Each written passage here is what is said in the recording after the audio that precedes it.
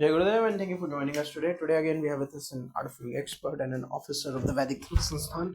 Today we are going to discuss about this knowledge series Gyan Ganga, which was given by His Holiness Gurudev Shri Shri Ravi Shankarji. So let's begin our discussion. Why do so many people say that meditation does not happen properly? Jai Gurudev, thank you for joining us today. So meditation is effortless, yet becoming effortless is what people struggle with. As Gurudev beautifully explains in the Gyan Ganga Wisdom series, meditation fails mainly because of inner disturbances, not because the technique is wrong. When the body is tired or diseased, the prana becomes slow and the mind refuses to settle. The second major reason is asha or expectation.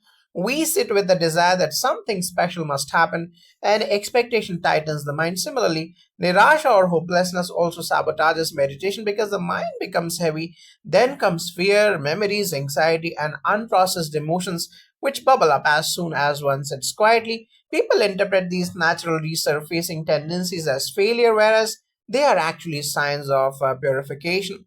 Now, from the Vedic understanding, the mind is like a river. Unless the debris is removed, the water cannot flow peacefully. Gurudev's analogy is perfect. Take a dip in the Ganga of knowledge. Just remembering that everything is momentary, not your past, your achievements, your anxieties, loosens the grip of the mind. Meditation requires spaciousness inside, and that spaciousness comes from vairagya, from knowing the world is like a dream. When this understanding deepens, meditation becomes natural and effortless. So what does Gurudev mean by seeing life as a dream?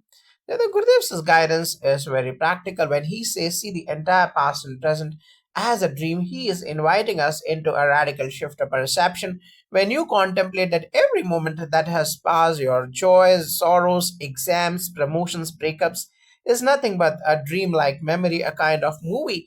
The emotional weight dissolves. The mind carries layers of impressions or samskaras, and these impressions get triggered during meditation. But when you recognize that all experiences are transient, their grip becomes weaker. This lightness dramatically improves meditation. It's not about denying the world, it's about loosening our compulsive attachment to it.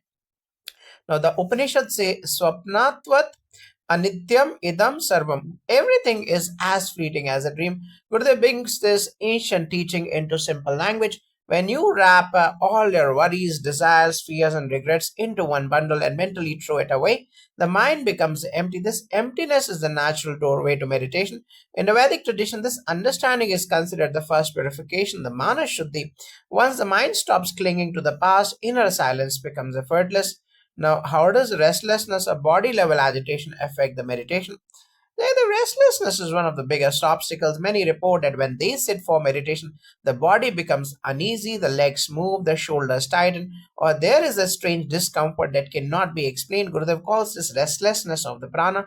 When life force becomes irregular due to stress, lack of sleep, unhealthy food, or emotional turbulence, the body rejects stillness even though the intellect tells you, relax, be calm, the system does not obey. This mismatch frustrates people and makes them think meditation is not their cup of tea. Restlessness is mentioned in the text like the yoga yajnavalkya as vikshepa, as scattering of energies. This happens when the nadis are not purified. Gurudev's solution is very scientific. First, settle the prana. Do gentle pranayama, soften the breath and chant Hari Om or Guru Om. These vibrations dissolve the inner turbulence in our temple rituals as well. The first step before any meditation or yajna is shuddhi of body, prana, and mind. Once the prana settles, the body becomes quiet and meditation flows naturally. Now, what is Sangha dosha and how does it disturb meditation? The Gurudev speaks about Sangha dosha, the disturbance arising from the company we keep. Human beings absorb energies if we spend long hours with people who are anxious, angry, political, manipulative, or grieving. Their emotional residue enters the system. This is why, after meeting certain people, the mind becomes agitated or the heart feels heavy. Meditation becomes difficult because the mind is carrying not only your own impressions but also the emotional vibrations of others. The Vedic sciences have emphasized this for millennia. The Mahabharata says, Sangat samskara prapti. You pick up samskaras from those you associated with. Even breakups, as Gurudev humorously points out, create a sangha dosha. You were emotionally entwined with someone for months or years. Naturally, the mind keeps spinning in that frequency after separation. The solution is purification through breath, mantra, satsang, and silence. Chanting Hari Om or Guru Om breaks the emotional residues. In Vedic ritual practices, devotees cleanse themselves with mantras before entering sacred space. because Sangha dosha is real and impactful. Now, why does Gurudev recommend chanting Hari Om or Guru Om? Yes, Gurudev's guidance is subtle. While many chant Om, he says householders benefit more by chanting Hari Om or Guru Om. Why? Because the mind of a householder is scattered with responsibilities, family, career, finances, social obligations. The word Hari represents the remover of negativity, Guru represents the remover of darkness. When these syllables precede Om, the mantra becomes more accessible to the busy, restless mind. Chanting it aloud for 10 to 15 minutes shakes off heavy impressions, settles the breath, and stabilizes the nervous system. Within minutes, the mind becomes centered. Now, in temple traditions, mantras are chosen according to the seeker's stage of life. Household life requires a protecting, stabilizing vibration. Hence, Hari Om Tat Sat and Guru Om are highly recommended. Gurudev's instruction aligns perfectly with ancient mantra shastras. Sound Ha opens the chest, Re clears emotional knots, and Gu grounds the prana, and Ru dissolves the tamas. Om then becomes a powerful final resonance. Chanting is not just spiritual, it is a form of internal cleansing. Once the mantra purifies the field of prana, meditation becomes natural, smooth, and deeply restful. Now, what is the role of pranayama in overcoming emotional heaviness before meditation? Yeah, the pranayama is the bridge between the mind and the body. Whenever we experience emotional heaviness, sadness, anxiety, frustration, it's not merely mental, it sits in the pranic field as distortions. Gurudev often says that emotions are nothing but energy in motion. When that energy stagnates, the mind becomes heavy and meditation becomes shaky and inconsistent. Pranayama, especially gentle rhythmic breathing, loosens these inner knots. The breath reorganizes the scattered prana, clears the stuck impressions, and quietens the limbic system. Once the breath becomes soft and harmonious, the mind automatically follows. People often underestimate how deeply their breath patterns are linked to their emotional state. Before meditation, a few minutes of proper pranayama can transform the inner chemistry and make silence feel natural. Now, in Vedic traditions, pranayama is not just preparation, it is a purification. The Hatha Yoga Pradipika says that a mind filled with impurities cannot meditate, and impurities are primarily pranic. Every yajna begins with pranayama for the same reason. When the inner air is balanced, the subtle body becomes receptive. Pranayama is like cleaning the mirror before looking into it. Only a purified pranic field can hold stillness. This is why Gurudev insists that breath work and meditation go together. One prepares the field, the other allows grace to descend. Now, Gurudev mentions that fasting or eating only fruits for a day helps the mind settle. Why, Jai Gurudev? Yes, the mind and stomach are deeply connected. When digestion is heavy, the mind becomes dull, restless, or anxious. Gurudev often says, a clean stomach makes a calm mind. Eating only fruits or doing a light fast gives the digestive system a rest. When the body spends less energy processing food, it naturally shifts that energy toward healing and mental clarity. Fruits, being sattvic, have a subtle uplifting effect on the mind. They increase prana, reduce lethargy, and soften emotional turbulence. Many people notice that on days when they eat light, their meditation becomes deeper and more joyful. Ayurveda and Vedic scriptures call this a Sharira Shuddhi or bodily purification. Fasting is not just about abstaining from food, it is a way of harmonizing the elements within the body. Heavy tamasic foods create inertia, rajasic foods cause restlessness. Fruits are sattvic and filled with pranic vitality. In temple traditions, seekers perform vrata or fast before important rituals exactly for this reason. When the gut is clean, the nadis become less obstructed and meditation becomes natural. Gurudev modernizes these ancient insights by showing their practical benefits for everyday seekers. Now, how does constipation or poor digestion affect meditation? Yeah, the constipation seems like a simple physical issue, but it has significant psychological implications. When the digestive system is blocked, the toxins accumulate and prana becomes sluggish. The abdominal area is closely linked to emotional memory. When this area becomes tense or bloated, the mind cannot relax. Gurudev humorously points out that for some people, even their anger reduces after constipation is relieved. When the body feels stuck, the mind automatically feels stuck. Meditation requires an inner ease, but constipation creates internal pressure, irritability, and mental fog. Once digestion improves through hydration, fruits, fiber, or Ayurvedic remedies, meditation becomes smoother. Now, in Ayurveda, the colon is the seat of Vata dosha. When Vata is imbalanced, the mind becomes anxious, restless, or confused. Blocked bowels disturb the flow of prana in the lower chakras, creating instability and preventing deep calmness. This is why in traditional practices, cleansing techniques such as Trifla, castor oil, or Apanavayu balancing are recommended. Temple rituals also emphasize physical purity before entering spiritual states. Gurudev's teachings align perfectly, clear the body, and the mind will return to balance. Now, why does Gurudev emphasize letting go of expectations in meditation? Yeah, the expectation is the biggest thief of meditation. When you sit hoping for peace, visions, relaxation, or some special experience, the mind becomes tense. Meditation works on innocence and surrender, not ambition. Gurudev explains that expectation tightens the subtle layers of the mind. It creates resistance. You cannot relax while simultaneously demanding an outcome. Expectation is like trying to sleep while saying, I must fall asleep now. The very effort blocks the process. True meditation happens when you let everything be. No pushing, no pulling, no judging. The moment expectation drops, the mind sinks into effortless silence. Now, this principle appears in ancient scriptures as nirapekshatavam, freedom from expectation. Spiritual experiences cannot be summoned. They arise when the mind becomes empty. Just as a pot must be hollow to hold water, the mind must be expectation free to hold consciousness. The Vedic approach is simple. Karmanyavadikaraste ma phaleshu kadachana. Do your practice, but do not cling to results. Gurudev translates this into modern language through simple examples. By dropping expectation, you align yourself with the natural rhythm of meditation, where grace, not effort, becomes the guiding force. Now, how can one handle the mind running wildly during meditation? A running mind is not a failure, it's a sign of cleansing. When you finally give your system some quiet, the mind takes the opportunity to release old impressions. Thoughts come up because they are leaving, not because meditation is failing. Gurudev reminds us that the mind running is natural, resisting it only creates more agitation. Instead, allow thoughts to pass like clouds. Do not indulge them and do not fight them. Simply return to the breath, the mantra, or the technique.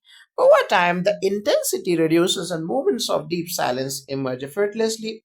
Now, the Dhyana Upanishad that teaches that the mind behaves like a monkey, restless by nature. The goal is not to stop thoughts, but to stop getting entangled in them. When you remain a witness, thoughts lose power. Vedic practices emphasize the Sakshi Bhava, the attitude of the observer. Gurudev simplifies this ancient wisdom. Let the mind run you, you sit. This surrender is transformative. As thoughts release, the mind becomes clearer, lighter, and more refined. Meditation is a journey from noise to silence, and the movement of thoughts is simply a part of that journey. Now, what is the relationship between anxiety and meditation? Yeah, the anxiety is simply excess prana moving in irregular patterns. Before meditation, this anxiety becomes more noticeable because silence makes us aware of what we were ignoring. Gurudev explains that anxiety is like a storm. If you sit through it without resisting, it loses strength. Meditation does not immediately remove anxiety, but it changes our relationship with it. Instead of being swallowed by anxious thoughts, we learn to observe the sensations they create. With regular meditation, the nervous system recalibrates, cortisol reduces, and the mind becomes resilient. Meditation helps us see that anxiety is temporary, not our identity. Vedic texts call anxiety the chitta vikshepa, a scattering of consciousness. It is caused by past impressions, karmic residues, and imbalance in the doshas. When one meditates, these impressions start surfacing for purification. This is why anxiety sometimes feels stronger initially, but just like a river cleans itself by movement, the mind cleans itself through these waves. Gurudev's teachings modernize this timeless insight when he says, wrap all your worries in a bundle and throw them away mentally. He is guiding us toward vairagya, the detachment that dissolves anxiety at its roots. How can one cultivate vairagya or dispassion in daily life? The Vairagya is not rejection, it is freedom. Gurudev explains it beautifully. Let things be. Why spoil yourself with anger and expectations? Dispassion means knowing when to hold and when to let go. One simple practice is to pause before reacting. Observe, will this matter in 5 years? Most of the time, the answer is no. Slowly, the grip of small irritations loosens. Another method is practicing gratitude. Gratitude shifts your attention from what is missing to what is already abundant. When you recognize the temporary nature of events, the mind relaxes and automatically becomes dispassionate. In Vedic scriptures, Vairagya is the first qualification of a spiritual seeker, but it does not mean running away from life. It means engaging with life without attachment. Gurudev gives a practical doorway. See everything as a dream. When you recognize the fleeting nature of success, failure, praise, criticism, relationships, and emotions, your heart grows lighter. Vairagya arises naturally, not through force but through understanding. This is why Gurudev says, Knowledge is the Ganga in which our mental impurities get washed away. Now, what does Gurudev mean by bundle it and throw it away?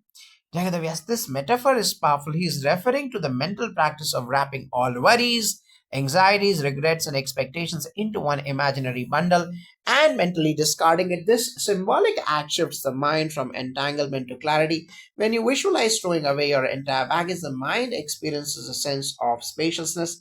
This opens the door to deeper meditation. The act itself is psychological. The effect is spiritual. It teaches the mind that it does not need to hold every memory or emotion tightly. This aligns perfectly with the Vedic practice of Sankalpa Tyaga, dropping all intentions before meditation. Even yajnas begin with the instruction to set aside personal desires. The idea is simple. Meditation is the space where the ego dissolves. Desires cannot accompany you there. Gurudev modernizes this ancient ritual by making it accessible to everyone by mentally bundling everything. You honor the law of impermanence. Once you drop the bundle, the mind becomes empty, and emptiness is a sacred vessel into which divine silence can descend. Now, how can we deal with anger in family life as Gurudev suggests? The Gurudev says something very profound. Every time you get angry, you are punishing yourself. Anger harms the one who carries it more than the one at whom it is directed. Meditation helps because it gives space between stimulus and response. Before reacting, the breath softens the nervous system. Gurudev also recommends observing anger humorously. When you catch yourself getting angry, ask, is it worth spoiling my peace? This breaks the emotional momentum. Another key is rest. Many anger issues arise simply from fatigue or overstimulation. In the Vedas, anger or krodha is described as a fire that first burns its own container. Scriptures say anger arises when desire is obstructed, hence vairagya is the antidote. Gurudev's wisdom reflects this. Let them be, why ruin your health? When dispassion blossoms, anger becomes rare. Chanting Hari Om or Guru Om also melts the fire of anger. In temple rituals, devotees chant mantras to purify the inner elements, especially Agni or the fire. When inner fire becomes balanced, anger dissolves naturally. How should one handle criticism as Gurudev humorously advises? The Gurudev says, if you cannot handle criticism, more will come. So better learn to take it. His humor makes a deep point. Criticism only hurts when we internalize it. If you learn to laugh at it, the energy dissipates. Meditation strengthens this resilience. When the mind is calm, you can differentiate between constructive feedback and unnecessary noise. One beautiful practice is to see criticism as an opportunity to expand patience. By not reacting, you reclaim your inner power. In Vedic teachings, criticism is considered a test of ego. Saints often say that those who criticize you unknowingly purify your karma, whether or not that is taken literally. The underlying message is valuable. Criticism is not the enemy. Attachment to praises. Gurudev echoes this wisdom in modern language. If you embrace criticism lightly, it stops affecting you. If you resist it, life brings more until you learn. This is the compassionate design of the universe. Growth through humility. Growth through humility. Now, what does Gurudev mean when he says, see the whole past as a dream? The Gurudev uses this statement to free us from emotional baggage.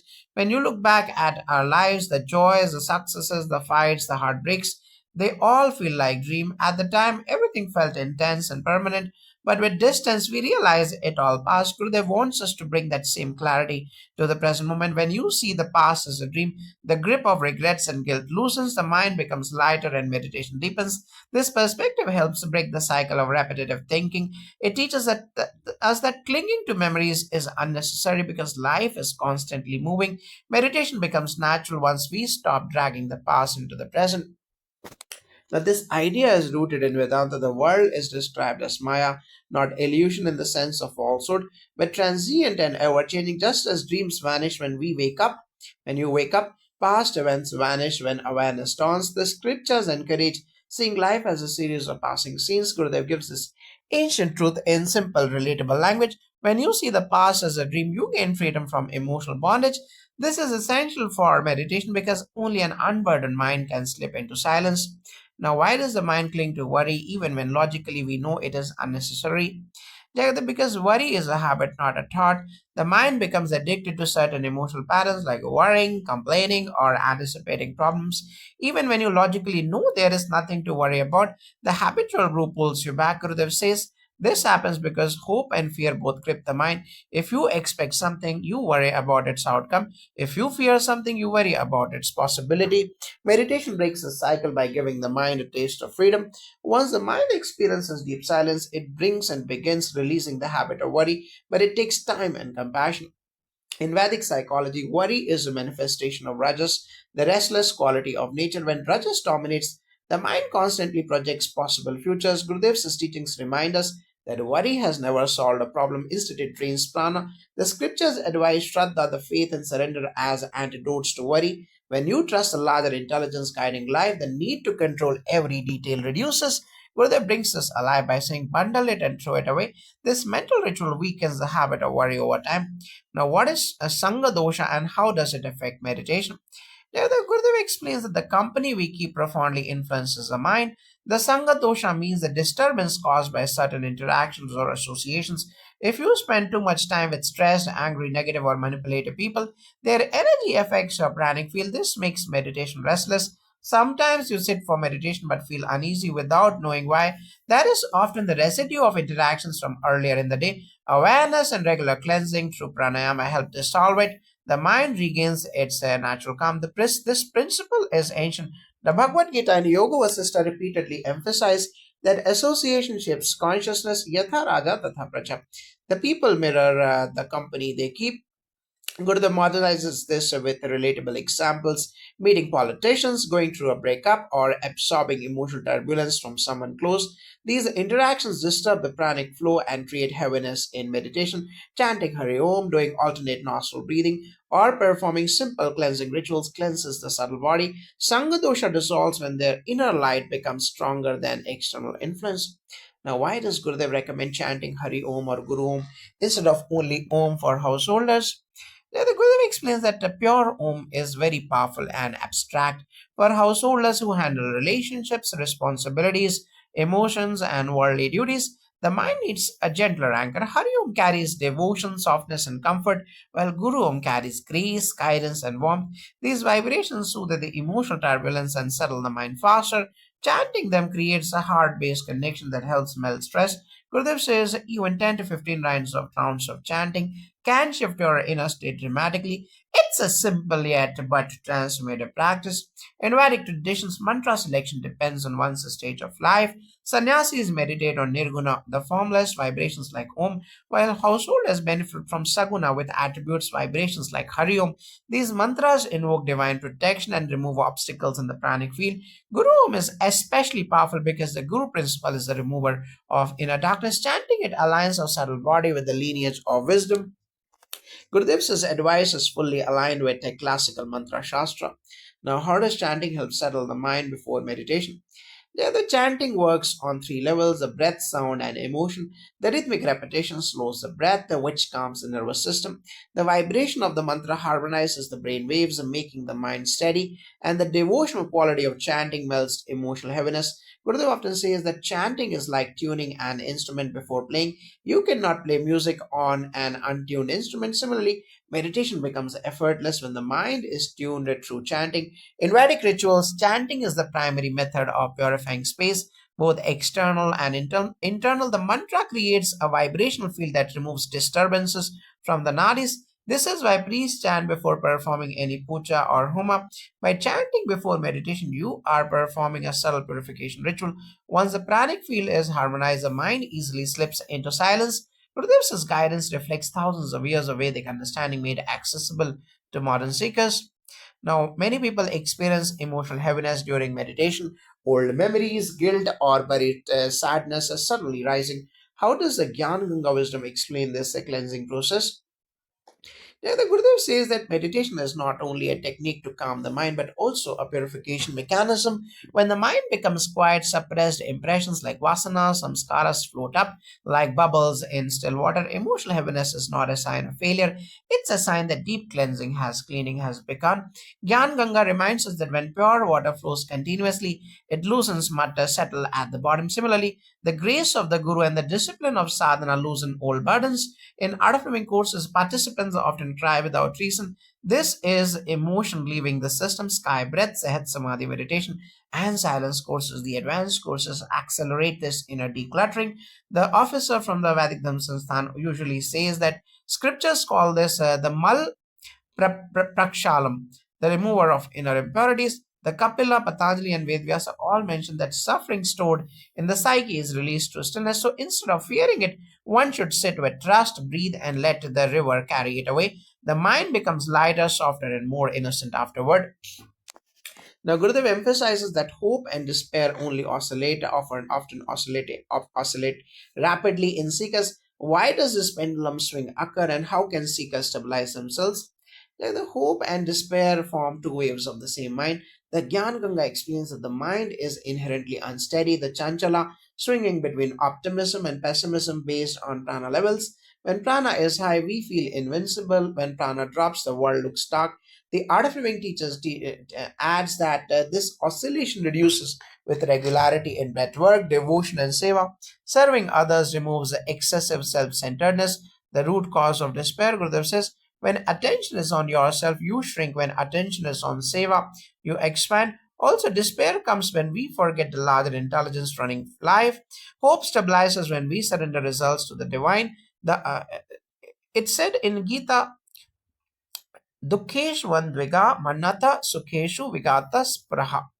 One who does not get shaken by sorrow or carried away by joy is wise. Through meditation, chanting Hari Om, and satsang, the pendulum's amplitude becomes smaller, eventually settling into equanimity. Stability is not achieved by denying emotions, but by seeing them as passing clouds. Now, Gurudev beautifully states that whatever rises in the mind comes only to go. How can seekers practically experience this impermanence instead of only understanding it intellectually?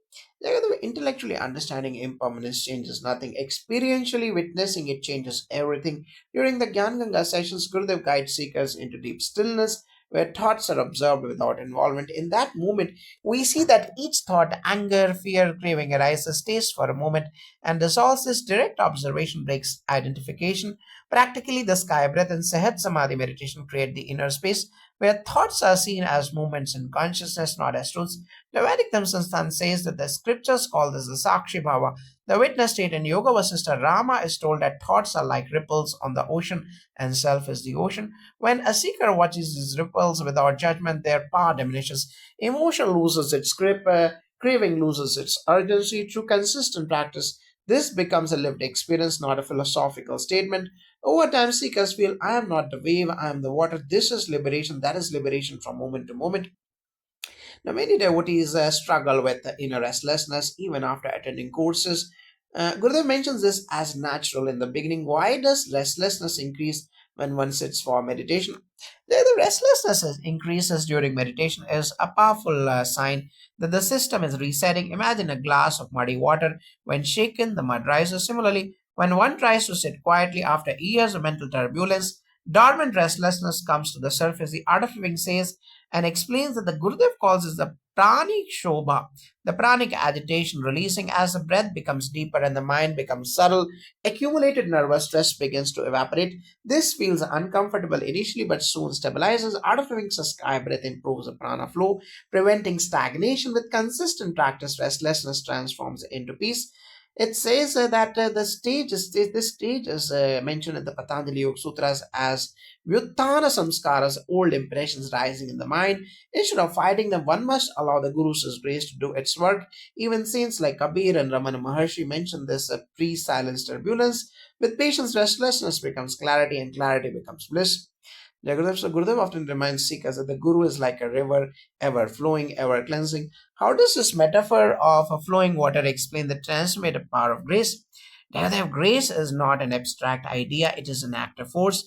Much like flowing water that constantly purifies, in Gyan Ganga, water represents pure consciousness, transparent, fluid, and nourishing. When one sits in the Guru's presence or even recalls him, this inner water begins to flow. It washes away worry, ego, fear, rigidity, and judgment. The Vedic Dhamma Sansthan explains that in the Shastras, Rivers represent a divine feminine energy. Ganga, Saraswati, Yamuna cleansing karmic impurities. Similarly, the Guru's presence dissolves the mental blockages effortlessly. Art of Living participants often say that answers to long standing problems appear automatically after a satsang or darshan. This is grace rearranging one's inner landscape. Gurudev says, just keep yourself near the river, you will be washed clean without effort. The transformation is gradual yet profound. The mind becomes softer, the heart opens, and life flows without friction. Grace doesn't change situations, it changes you, and then situations begin to align. Now, Gurudev says that the mind expands with knowledge and contracts with ignorance. What does this contraction mean in daily life? Jagadev, yes, contraction of the mind means becoming small, small in vision, small in thinking, and small in emotions. Gyan Ganga explains that when ignorance dominates, a person becomes reactive, insecure, rigid, and easily disturbed by trivial events. Small incidents feel huge. People's opinions matter too much. Little discomfort looks unbearable. This is a contracted state. The Vedic Sansthan adds that in Sanskrit, this is called Sankocha. When the ego is tight, the prana becomes tight and thoughts become narrow. Knowledge, however, expands awareness. When the mind expands, the forgiveness comes naturally. Understanding deepens and the ability to accept diversity increases. Art of Living courses expand the mind by infusing prana and wisdom, much like blowing air into a balloon. The more the mind expands, the weaker the grip of likes, dislikes, complaints, and fears. Gurudev says a broad mind sees solutions while a narrow mind sees only problems. Expansion is liberation, contraction is suffering. Now, Gurudev often speaks about the dukkha nivritti, removal of sorrow not by changing the world, but by changing the inner environment. How does the Gyan Ganga guide seekers in this? The scriptures declare that removal of sorrow happens through inner cleansing, not external manipulation. Gyan Ganga emphasizes that narrow and that sorrow comes when one feels disconnected from oneself, from nature, and from the divine. Art of Living practices reconnect you. The breath reconnects you with the body, meditation reconnects you with the self, chanting reconnects you with the cosmic field. The the art of living adds that the sorrow persists because we resist what is happening. When resistance drops, even pain loses its sting. Gurudev said suffering is not in events, it is in the mind. When the inner environment becomes serene to sky, breath, and silence, events no longer dictate your happiness. Even grief becomes gentle, manageable, and healing. Freedom is not the absence of unpleasant situations, it is the absence of inner turbulence. The Gyan Ganga teaches seekers to anchor themselves in the witness space where sorrow rises and dissolves like a ripple. So one point Gurudev stresses is that meditation naturally stabilizes hormones and the nervous system. How is this connected to ancient Vedic understanding? The modern science confirms what the Vedas declared long ago. The mind and body are deeply interconnected. Gurudev says meditation balances the nervous system by shifting consciousness from sympathetic stress mode to parasympathetic relaxation mode. This stabilizes cortisol, serotonin, dopamine, melatonin, and oxytocin.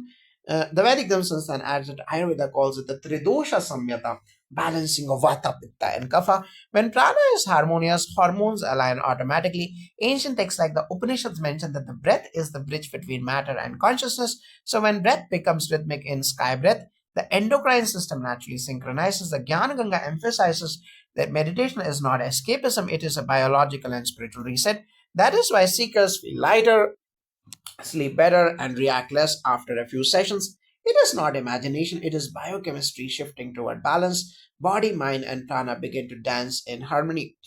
Now, Gurudev warns about over-analysis, saying too much intellectual activity without experience creates confusion. Why is this so?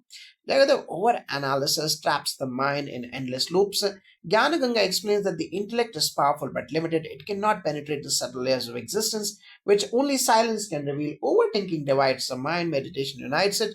The art of living adds that excessive analysis is usually driven by fear, fear of losing control, fear of uncertainty, fear of surrender. Instead of bringing clarity, it creates fog. Gurudev's wisdom points out that some truths can only be absorbed when the mind becomes innocent like a child's. Experience must lead, intellect should follow. When seekers constantly analyze their meditation, is this right? Why is my mind chattering? Why did I feel heavy? They miss the experience. Silence resolves questions effortlessly. Knowledge becomes wisdom only when lived. As Gurudev says, a confused mind questions everything, a wise mind questions only the necessary.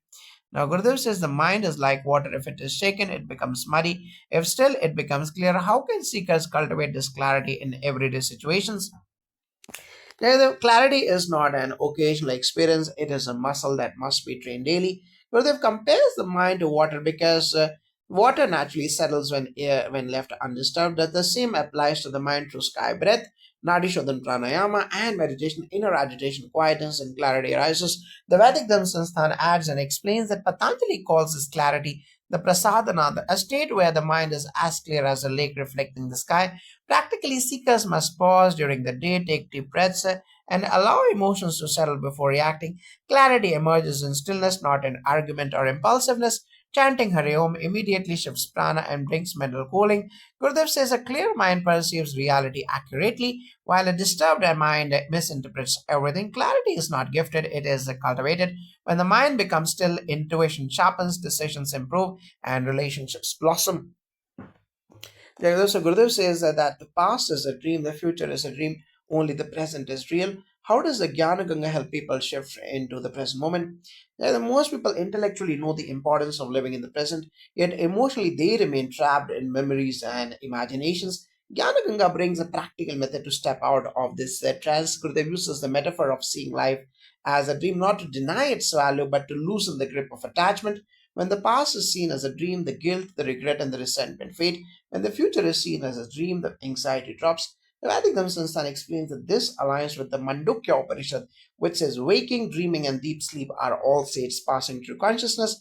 By meditating daily, seekers anchor themselves into the still point between thoughts. This is the present. The sky breath dissolves the emotional residues from the past, while chanting settles the wavering of future projections. Over time, the mind naturally rests. And now, Gurudev's teaching is simple. When you are in the present, joy is inevitable because the present has no burdens, only pure awareness. Now, Gurudev often mentions that prana gets disturbed by the company we keep. How seriously should a seeker consider this in modern life? Jagat, this point is extremely crucial. The Sangha dosha, distortion caused by association, is mentioned in many Vedic texts. The human beings are porous, we absorb emotions, moods, and energies of those around us. Jnana Ganga highlights this through simple examples. Meeting political leaders or highly stressed individuals can create restlessness in us without any obvious reason. The art of living adds that in modern life, our company is not just people but also the media we consume. Excessive news, negative conversations, or cynical circles drain prana quickly. Gurudev advises keeping a balance, stay compassionate, but maintain inner hygiene through breath work, chants, and silence. Meditating after intense human interactions resets prana instantly. Seekers should be aware, not judgmental. Good company uplifts, the disturbed company exhausts. Ultimately, be with everyone, but stay centered as Gurudev says, let your presence transform others, not their presence transform you. Now, in Jnana Ganga, Gurudev recommends chanting Hari Om or Guru Om. What is the deeper significance of these sounds? These sounds are not religious labels, they are energetic formulas. Om is the primordial vibration from which all creation arises, but Gurudev adds Hari or Guru before Om because householders need a compassionate anchor. Hari represents the remover of obstacles and sorrow, while Guru represents the remover of darkness. When Hari Om or Guru Om is chanted loudly for 10 to 15 minutes, the mind shifts from scattered to centered. The Vedic Dhammasansthan points out that ancient rishis always combined bija sounds with devotional anchors to stabilize the emotional body. Pure Om can sometimes feel too expansive or abstract for beginners. Hari Om gently guides the mind without overwhelming it. Gurudev says chanting cleans the subtle body the way bathing cleans the physical body. After chanting, seekers feel lighter, grounded, and mentally spacious. It's one of the fastest tools to dissolve restlessness and anxiety. Now, Gurudev emphasizes the role of diet in emotional stability. How does food affect meditation and clarity? Jagadev Ayurveda clearly states, as is the food, so is the mind. Tamasic, stale, or overly spicy food increases heaviness and irritability, while sattvic food enhances calmness, clarity, and joy. Gyan Ganga reinforces this by explaining that even constipation can disturb the mental peace. The art of living elaborates that a stressed digestive system sends stress signals to the brain. When the stomach is clean, the prana flows freely. That is why Gurudev suggests fruit only days or light fasting occasionally. These practices detoxify not just the body but also emotional accumulations. Fasting breaks tendencies of craving and over attachment. When digestion is light, meditation becomes deeper because the body is not diverting energy to processed and heavy food. Many seekers notice immediate improvements in meditation after switching to sattvic meals, the fruits, the vegetables, the nuts, ghee, and simple grains. Food is not just nutrition, it is subtle psychology. Now, Gurudev gives a powerful method: bundle all thoughts and throw them out. How does this work in practice? This technique is deceptively simple. The mind gains momentum by running behind each thought individually, like chasing leaves in the wind. Gurudev advises gathering all thoughts, worries, hopes, memories, fears, complaints, imagining them as one big bundle and throwing it away mentally. This works because the mind responds to symbolic action. The Vedic Dhamma explained that this is similar to Vedic rituals where offerings symbolically carry impurities into the fire. By bundling thoughts, seekers stop giving importance to each emotion. Suddenly, the mind feels empty and open. After this mental dumping, meditation becomes effortless because the load has been released. Gurudev says the technique removes the invisible weight people carry without noticing. Once the bundle is thrown, the mind experiences a mini silence, a pause where prana reorganizes itself. It's not avoidance, it is a conscious detachment. This is why the technique works immediately for many seekers. Gurudev says that the mind becomes restless because of unfulfilled hopes and unresolved fears. How does one address these in spiritual practice? According to Gyan Ganga, hopes and fears are two sides of the same coin. They both bind the mind to mental agitation. Unfulfilled hopes generate longing, disappointment, and pressure, while unresolved fears create anxiety and avoidance. Gurudev says the key is not to suppress them, but to see them as temporary waves on the surface of consciousness. The Vedic Dhamma adds that the mind becomes lighter when one recognizes that everything is transient like a dream. Spiritual practice resolves hopes and fears by strengthening the inner security. To sky breath, prana becomes strong enough to handle uncertainty. Meditation brings a taste of the inner self, which is beyond hope and fear. Gurudev's wisdom is simple. When the center is strong, hopes become preferences, not obsessions. Fears become alerts, not prisons. You act fully but without emotional bondage. This is real freedom. Now, Gurudev often says, don't fight with your mind, but many seekers feel the mind is their enemy. How should they understand this? Fighting the mind is like fighting your own shadow. It only exhausts you. The Gyan Ganga teaches that the mind is not the enemy. Misunderstanding the mind is the enemy. The mind is a powerful instrument, but without training, it becomes noisy. The art of living adds that when seekers try to control the mind, they increase its resistance. Instead, Gurudev suggests befriending it, acknowledge its tendencies, observe its movements, and gently guide it with breath and wisdom. Meditation is not a battle, it is a surrender. When the mind is allowed to settle naturally, it becomes your greatest ally. When forced, it rebels. Gurudev humorously says the mind loves attention but hates domination. So the right approach is gentle awareness, not aggressive control. With the practice, the mind becomes more cooperative, like a tamed horse that moves gracefully. Now, many seekers ask, why is my mind more restless after I start meditating? How does the Gyan Ganga explain this in Gurudev's explanation? This is a common phenomenon. Gurudev explains that before meditation, people are constantly distracted, so they don't notice the chaos inside. The moment they sit inside, the internal noise becomes visible. It is not that the mind has become worse, it is that the awareness has become sharper. The Vedic Dhamma compares it to cleaning a room. Dust rises first before the space becomes clean. In Ganga, Gurudev says restlessness surfacing is a sign of purification. Prana begins to stir stagnant impressions or samskaras, and old emotions bubble up. Instead of resisting, one must simply slow the process. Sky breath accelerates this cleansing, making meditation deeper over time. Restlessness is temporary, silence is permanent. The phase of turbulence is a transition, not a failure. With regular practice, the mind becomes steady, calm, and luminous. Now, Gurudev talks about the long hand of Maya, which pulls people back into old patterns. How does a sincere seeker escape this grip? The Maya is not an external demon, it is the internal tendency to forget the self and identify with the world of names and forms. Gurudev's metaphor of Maya having a long hand means even after moments of deep clarity, old habits, emotions, and attachments return. This is natural. Gyan Ganga teaches that consistent satsang, seva, and sadhana weaken the grip of Maya. The art of living explains that the environment plays a pivotal role. When seekers stay connected to wisdom and Sangha, they remain uplifted. Gurudev says, Maya catches you when you stand still, keep moving in knowledge. Regular meditation purifies impressions, Siva expands the awareness, satsang keeps the heart open. Over time, Maya becomes thinner, weaker, and less convincing. Even if it pulls you, the pull loses power. Freedom comes not by running away from Maya, but by seeing through its illusions. Now, Gurudev says that anger is self punishment. How can spiritual practices transform chronic anger? Negative anger arises when expectations collide with reality. Gurudev says anger punishes the one who feels it more than the one at whom it is directed. Gyan Ganga teaches that the anger is not removed by suppression but by increasing the dispassion or vairagya. The Vedic Dhamma adds that chronic anger is often stored in the pranic body due to stress, childhood impressions, or unresolved pain.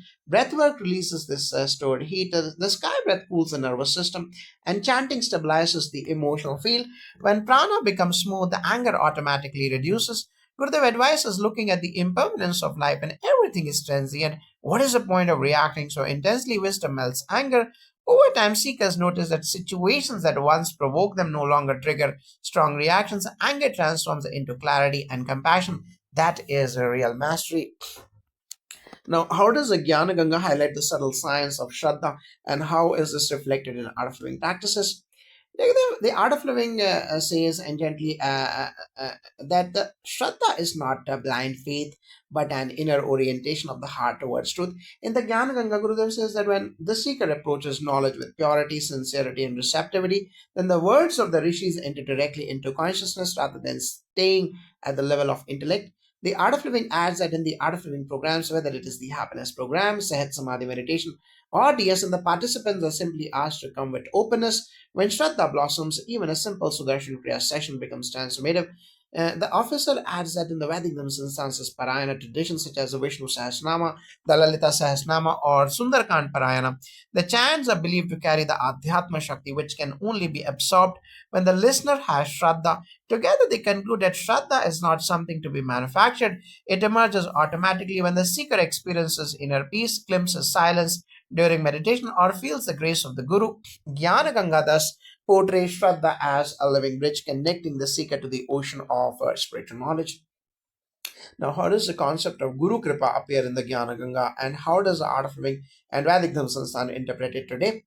The Guru Kripa, the Guru's grace is central to the river of wisdom that flows to the Jnana Ganga. In this text, Gurudev reminds seekers that effort alone cannot take one across the ocean of samsara. A subtle propulsion called Kripa is needed. The Art of Living described how, in Art of Living residential programs, people often report spontaneous shifts, long held traumas dissolves, clarity emerging, or meditation becoming deep effortlessly. These are not techniques but glimpses of Guru Kripa. It's added that in ancient Vedic tradition, the Guru Kripa is invoked in Upanayanam, the Sannyasa Diksha, and Mantra Diksha rituals. Even in daily homas like the Rudra Homa, the Chandi Homa, the Ganapati Homa, there is a special chant that says Guru Bhyo Namah, acknowledging that without a Guru's blessings, rituals are just procedures. It's concluded that the Guru Kripa in modern times expresses itself as intuition, synchronicities, emotional healing, and the feeling of being held by an unseen energy during practices. Thus, both traditions agree that the Guru's grace is not a theological concept, but an experiential reality, a silent force that lifts the seeker at the right moment. Now, Gyan Ganga talks about the mind being older than the body. How do both of you interpret this mystical idea? Jagadev, the Gurudev often reminds us that the mind carries the impressions of samskaras from lifetimes, while the physical body is renewed in every breath. In Gyan Ganga, this idea is beautifully articulated. The body is like a new garment, but the mind is the ancient traveler. The Vedic Dhammasansthan and the Vedic scriptures from the Upanishads to the Bhagavad Puran affirm that the mind stores vasanas that drive behavior, tendencies, and karmic patterns. In Vedic Dhammasansthan, homas like the Navagraha Homa, the Sudarshan Homa, and the Chandi Homa are performed precisely to purify these deep-rooted impressions. The Art of Living added that the Sudarshan Kriya works on the same principle. It washes away stored tensions and subconscious impressions, giving people the feeling of being mentally reborn. When the seeker realizes that the body is temporary but the mind continues its journey, spiritual maturity dawns. the officer concluded that this understanding helps one live with responsibility and dispassion, knowing that every thought and action shapes future experiences. Thus, both traditions see the mind as the ancient archive that must be purified to experience liberation. Now, what role does the river metaphor of Gyan Ganga play in explaining the spiritual growth? The river is both the journey and the destination in Gyan Ganga. Gurudev uses the river to show how wisdom flows from the source, the Brahman, meanders to rishis, scriptures, teachers, and finally reaches the seeker's heart. The art of living added that this metaphor also reflects inner transformation. At first, the seeker's mind is like a turbulent river filled with debris. Through meditation, pranayama, and seva, the waters gradually becomes clearer.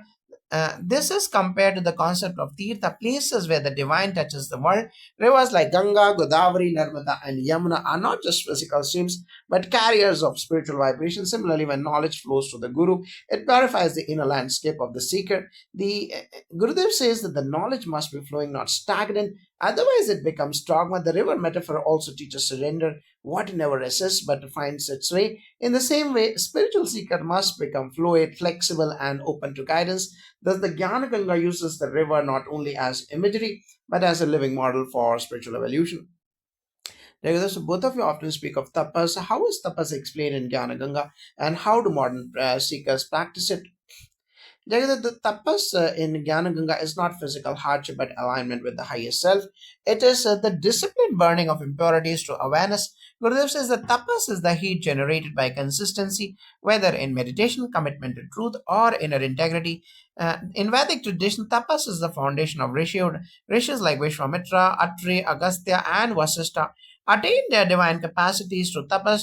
Today, tapas expresses itself in simpler, gentler forms. When one commits to daily sadhana, controls the senses, avoids negativity, speaks truth, or practices non-violence, that is tapas. Uh, Even participating in long homas, akhanda parayanas, or spiritual retreats is a form of tapas because it disciplines the mind. The Vedic Dhamma encourages seekers to adopt small tapas like Ekadashi fasting, silence on certain days, or chanting Sahasranamas. These practices cultivate the inner strength. Together, they concluded that the tapas is not suppression but refinement, polishing the heart and sharpening the awareness until the light within shines unobstructed.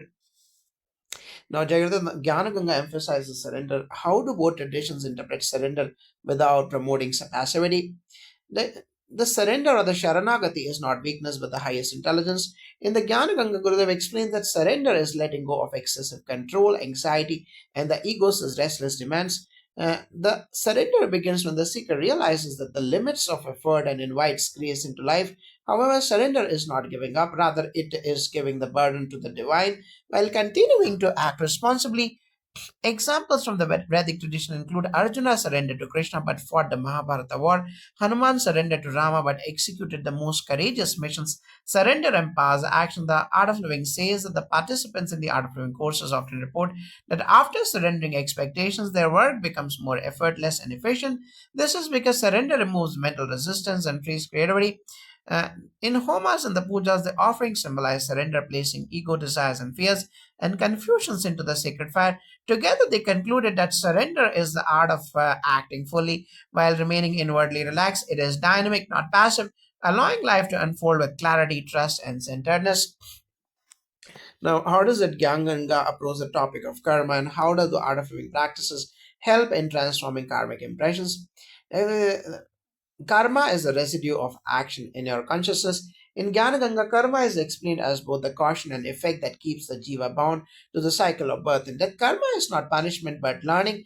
The Vedic scriptures classify karma as sanchita or accumulated, the prarabdha or destined for this life, and the kriya mana or the current actions. The Vedic circumstances, homas, especially the Mahamrityunjaya Homa, the Navgraha Homa, and the Sudarshan Homa, are believed to dissolve negative karmic patterns and enhance auspicious ones.